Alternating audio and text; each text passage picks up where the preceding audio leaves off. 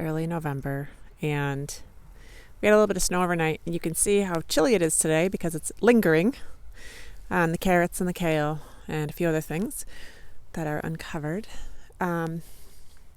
I am going to be harvesting carrots, and I was going to do this as part of my garden tour. Some of these carrots are probably and have been on the ground a little too long, but we will find out. The other thing we've got going on is I've started to hoop our earliest beds for spring. It's that time of the season where we are looking ahead to spring, getting ready to sort of be done with the garden until about March, which is kind of hard to believe, but here we are.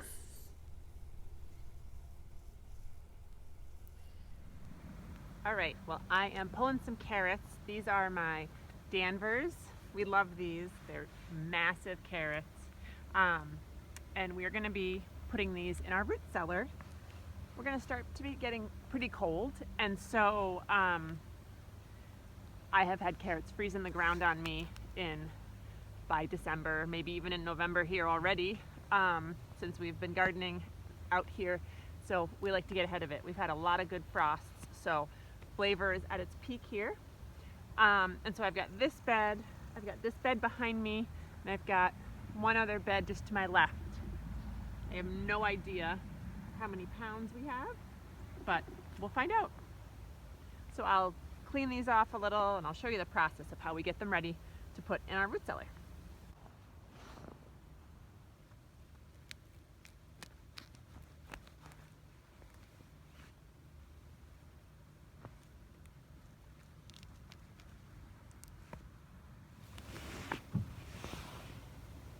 Nice and straight. Step on it.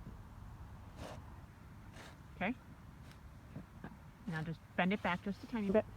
Okay, that's enough. Thanks. Oh, dang. That's a big one.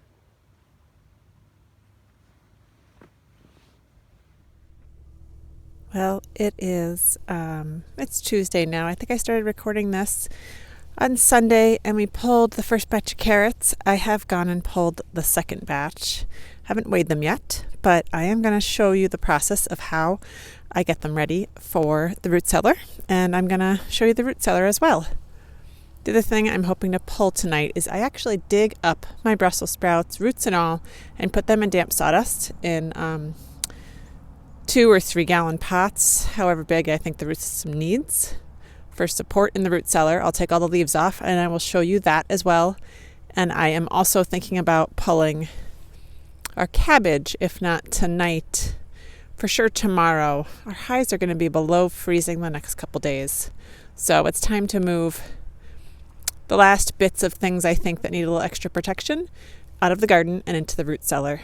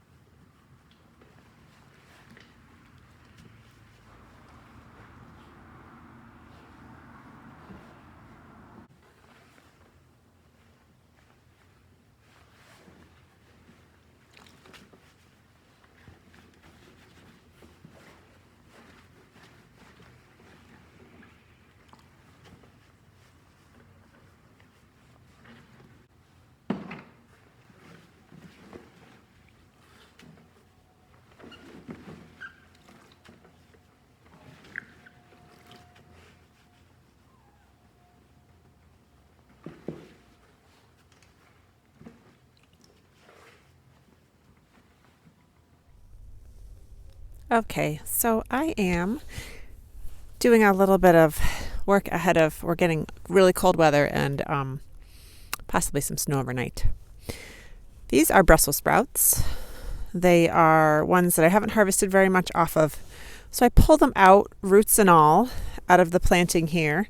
This is one of my 2 Brussels sprouts plantings. And then I'm going to get some large buckets here in a minute with damp sawdust. And I am going to put these basically kind of like back in the ground. So this is not dissimilar to what we do with carrots, whereas we put them back in the soil. I'm going to put the roots back in the soil, and this whole thing is going to go into the root cellar, just like this, and they'll just stand on the floor in the root cellar in pots, and we will use them little by little.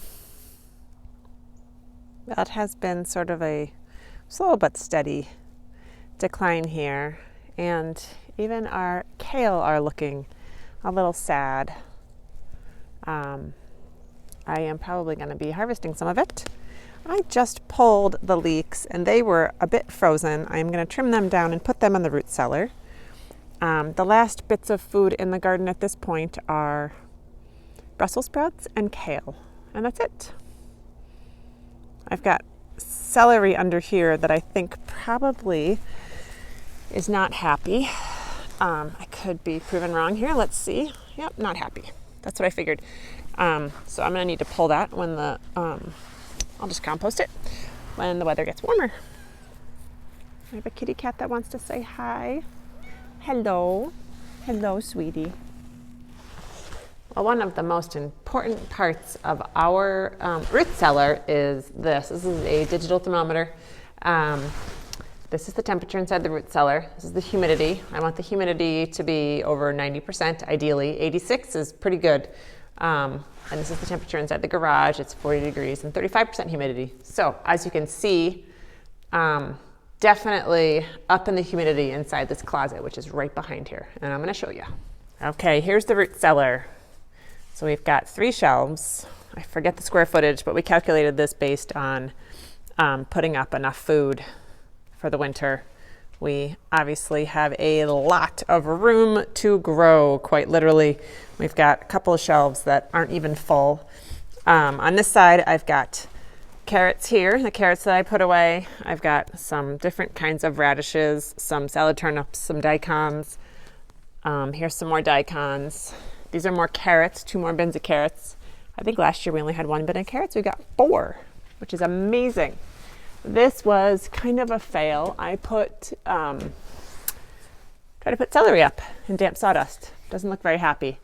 This is another complete experiment, which is storing cabbage just like this, just storing it on the shelf. This is how I've read you can do it. Feels a little dicey to me, but I'm gonna give it a try. Gonna keep an eye on it.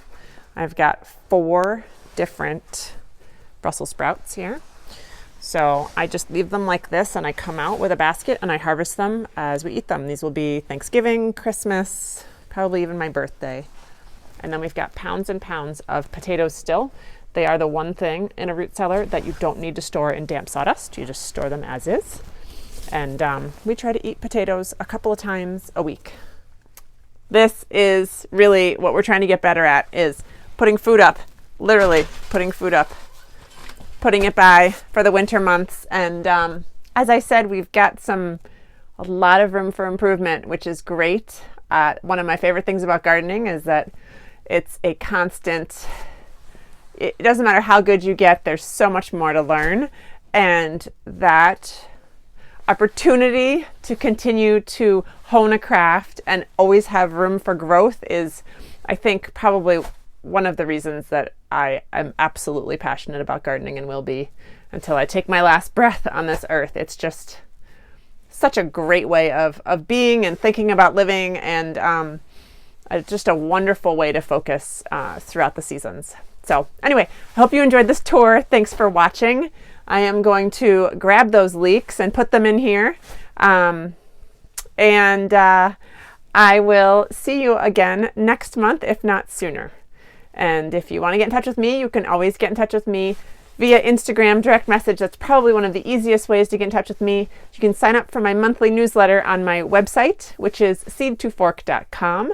Love to have you join me there. And thanks so much. Have a great November.